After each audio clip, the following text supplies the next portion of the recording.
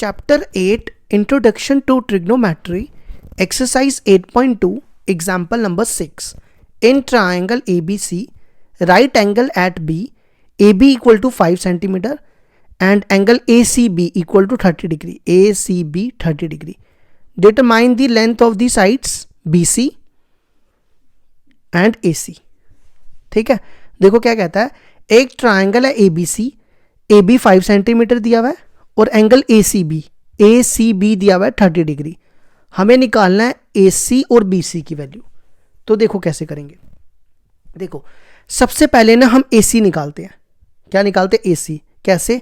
देखो ये परपेंडिकुलर है, ये परपेंडिकुलर और ये हाइपोटेन्यूज है ना. हमें हाइपोटेन्यूज चाहिए. ये परपेंडिकुलर है, ये हाइपोटेन्यूज है. किसके इक्वल होता है? परपेंडिकुलर अपॉन हाइपोटेन्यूज क्या होता है? वो होता है साइन थीटा, है ना. साइन थीटा ही होता है ना. तो हम यहाँ पे ये फॉर्मूला यूज करके हाइपोटेन्यूज निकालते हैं. साइन थीटा, थीटा को आपने लिखना है 30 डिग्री. ठीक है, यहाँ पे थीटा क्या होगा? 30 डिग्री.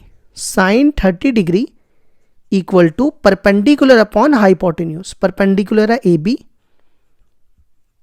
और हाइपोटेन्यूज है AC. साइन 30 डिग्री होता है 1/2. साइन 30 डिग्री कितना होता है? 1/2. और AB कितना है? 5. AC को AC रखो, क्रॉस मल्टीप्लाई करो, इसको इधर ले जाओ, इसको इधर. ये क्या बनेगा? AC इक्वल टू, AC इधर आ गया और 2 इधर आ गया, 5 × 2. तो AC आ गया 10 सेंटीमीटर. मतलब ये मिल गई हमें 10 सेंटीमीटर. अब आपकी मर्जी है, या तो आप PGT लगा के कर लो या तो एक और फॉर्मूला उससे कर लो. किससे करनी है? अब आपकी मर्जी है, PGT से करो या दूसरा फॉर्मूला लगा के करो. PGT से करना तो PGT से कर लो.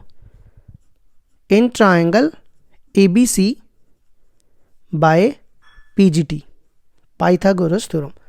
तो हाइपोटेन्यूज का स्क्वायर, हाइपोटेन्यूज है AC का स्क्वायर, इक्वल टू परपेंडिकुलर का स्क्वायर. परपेंडिकुलर है AB का स्क्वायर प्लस बेस का स्क्वायर. बेस हमें निकालनी है BC. AC देखो किसके बराबर है? 10 के बराबर. AB किसके बराबर है? 5 के. और BC है, BC हमें फाइंड करनी है ना. 10 का स्क्वायर होता है 100, 5 का square 25 equal to BC square.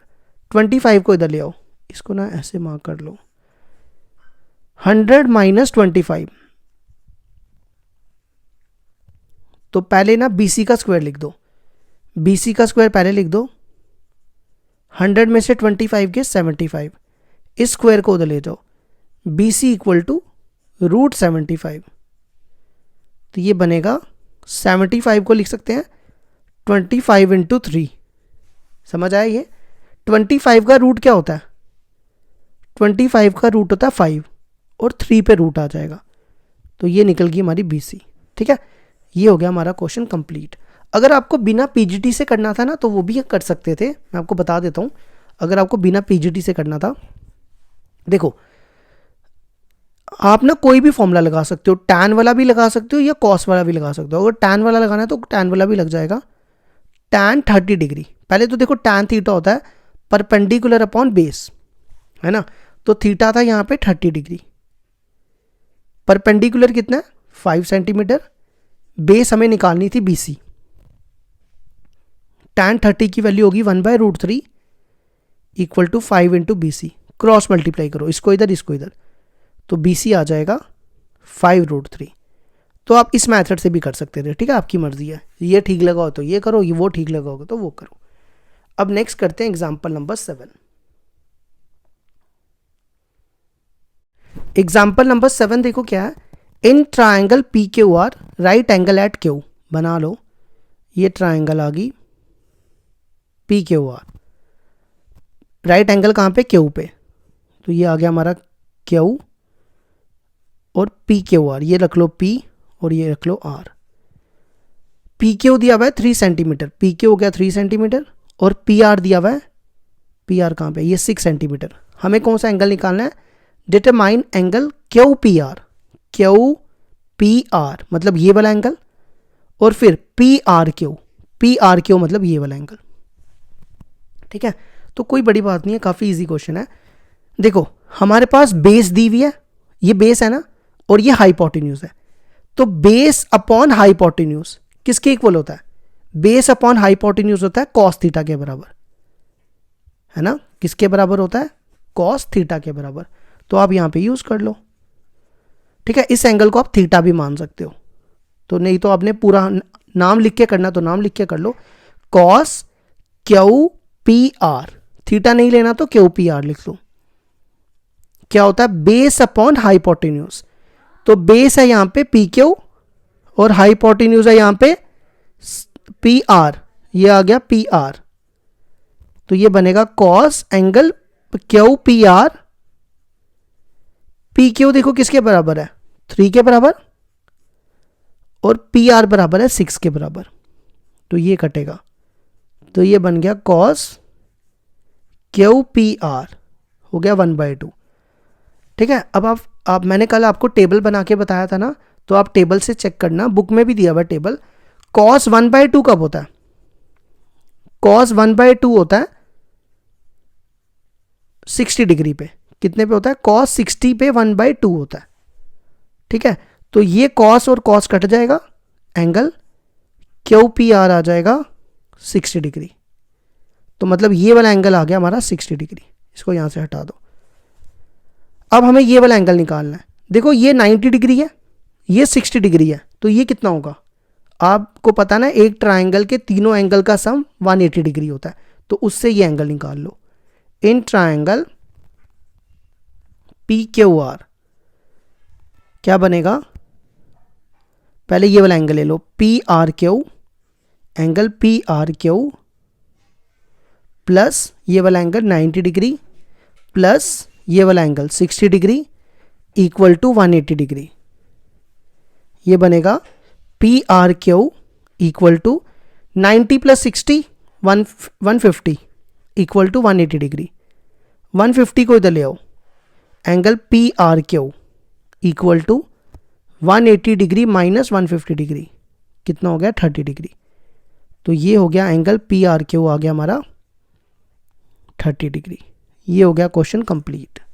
एक 60 डिग्री आ गया और एक 30 डिग्री आ गया। अब लास्ट एग्जांपल है, एग्जांपल नंबर 8। देखो कैसे करनी है। एग्जांपल नंबर 8 दिया है, if sine a minus B equal to 1/2 cos a plus B equal to 1/2। a plus B दिया हुआ है 0 और 90 के बीच में, और a दिया हुआ है greater than A B. Find करना है a एंड b। देखो क्या दिया है, ये दिया हुआ है हमें, और a प्लस, इसका मतलब होता है कि a प्लस बी जो है वो 0 और 90 के बीच में होगा। 90 भी हो सकता है क्योंकि इक्वल टू है, और a b से बड़ा है। तो देखो कैसे करेंगे। सबसे पहला स्टेप क्या करो, सबसे पहले देखो साइन 1/2 कब होता है। आप टेबल से चेक करो, ठीक है। कल मैंने आपको टेबल भी बना के बताया था। साइन 1/2 होता है साइन 30 डिग्री पे। किसके बराबर होता है? साइन 30 डिग्री पे। साइन साइन कट जाएगा, तो आएगा a minus B equal to 30 degree. ये आ गई हमारी फर्स्ट इक्वेशन, ठीक है। इसी तरह दूसरी equation, cos a plus B equal to 1/2। अब आप देखो टेबल में कॉस 1/2 कब होता है? कॉस 1/2 होता है कॉस 60 डिग्री पे। कब होता है? कॉस 60 डिग्री पे, ठीक है। तो कॉस कॉस कटेगा, तो आएगा a plus B equal to 60 degree.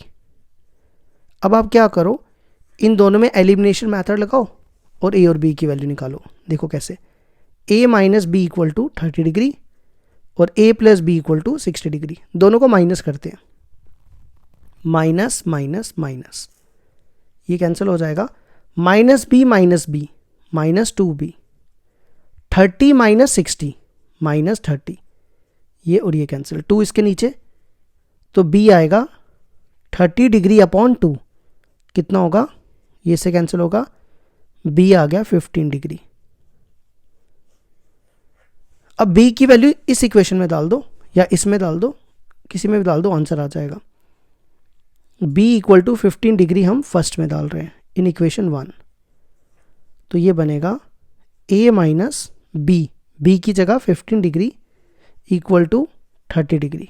15 degree को इधर ले आओ, a आएगा 30 डिग्री प्लस 15 डिग्री, तो 30 डिग्री प्लस 15 डिग्री हो गया 45 डिग्री।